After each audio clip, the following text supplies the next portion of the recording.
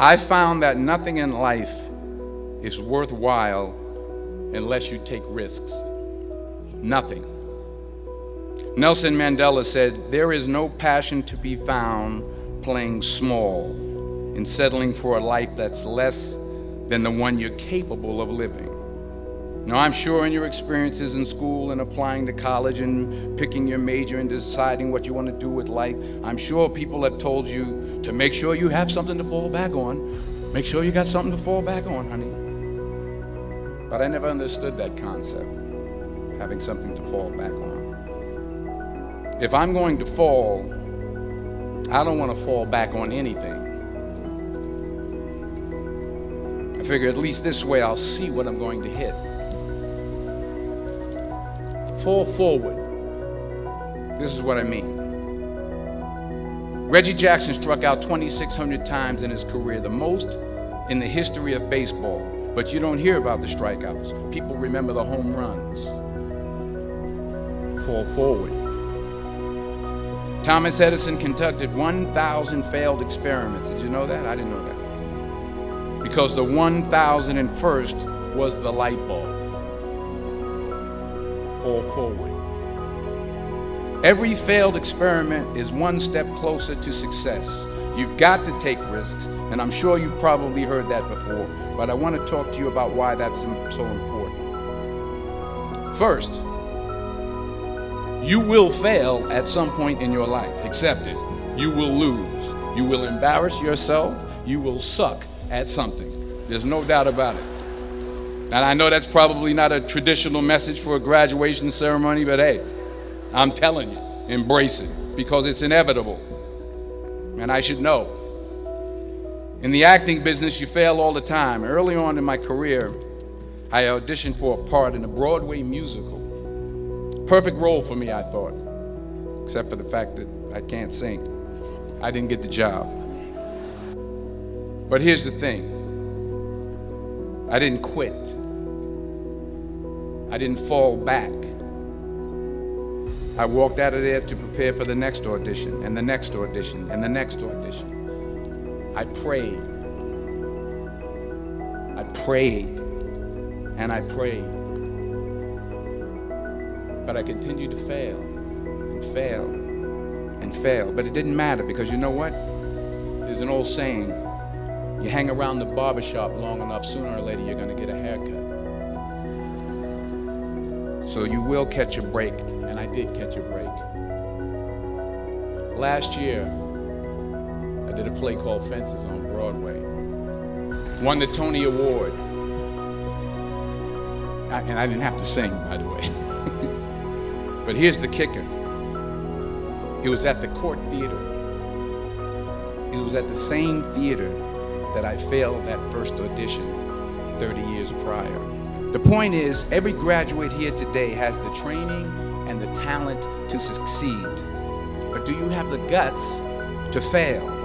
If you don't fail, you're not even trying. I'll say it again.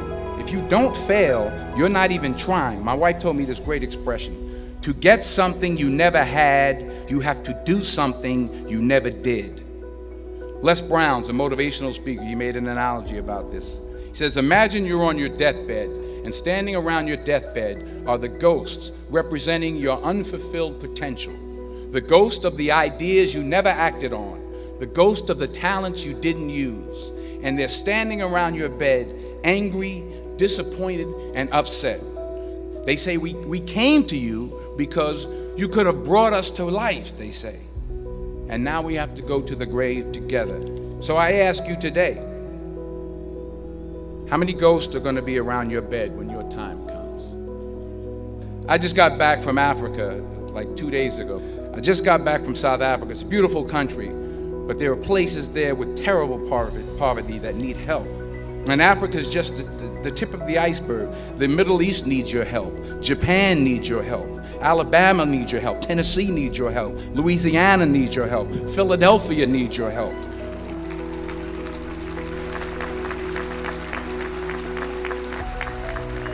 The world needs a lot, and we need it from you. We really do. We need it from you young people. I mean, I'm not speaking for the rest of us up here, but I know I'm getting a little grayer. We need it from you, the young people, because remember this. So you got to get out there. You got to give it everything you got, whether it's your time, your talent, your prayers, or your treasures. Because remember this. You will never see a U-Haul behind a hearse. You can't take it with you. So the question is, what are you going to do with what you have? I'm not talking about how much you have. Some of you are business majors. Some of you are theologians, nurses, sociologists. Some of you have money. Some of you have patience. Some of you have kindness. Some of you have love. Some of you have the gift of long suffering. Whatever it is, whatever your gift is, what are you going to do with what you have? All right, now here's my last point about failure. Sometimes it's the best way to figure out where you're going. Your life will never be a straight path. I began at Fordham University as a pre-med student. I took a course called cardiac morphogenesis. I couldn't read it, I couldn't say it, I sure couldn't pass it. So then I decided to go into pre-law, then journalism. And with no academic focus, my grades took off in their own direction. I was a 1.8 GPA, and the university very politely suggested that it might be better to take some time off. I was 20 years old. I was at my lowest point. And then one day, and I remember the exact day, March 27th, 1975, I was helping my mother in her beauty shop. My mother owned a beauty shop up in Mount Vernon. And there was this older woman who was considered one of the elders in the town. And I didn't know her personally, but I was looking in the mirror, and every time I looked at the mirror, I could see her behind me, and she was staring at me. She just kept looking at me. Every time I looked at her, she kept giving me these strange looks.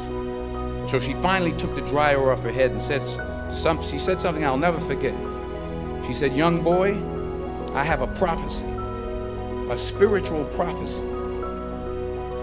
She said, "You are going to travel the world and speak to millions of people." And in the years that followed, just as that woman prophesied, I have traveled the world and I have spoken to millions of people through my movies. Millions who up till this day couldn't see me, who up till this day I couldn't see while I was talking to them, and they couldn't see me. They could only see the movie. They couldn't see the real me. But I see you today, and I'm encouraged by what I see. And I'm strengthened by what I see. And I love what I see. Let me conclude with this one final point. Many years ago, I did this movie called Philadelphia. We filmed some of the scenes right here on campus.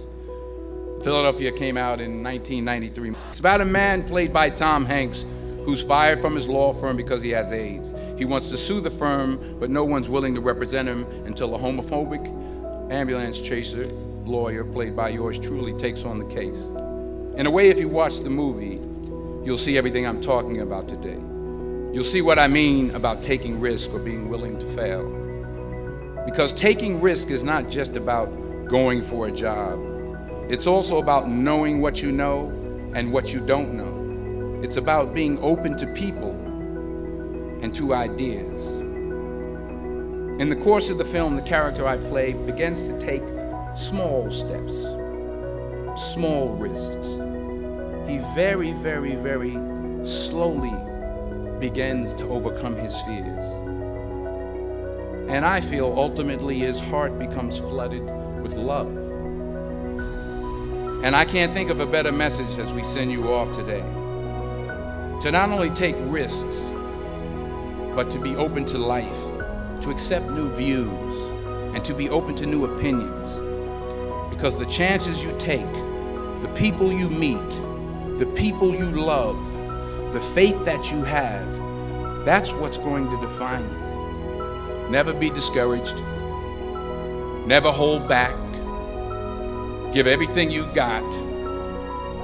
And when you fall throughout life, and remember this, fall forward.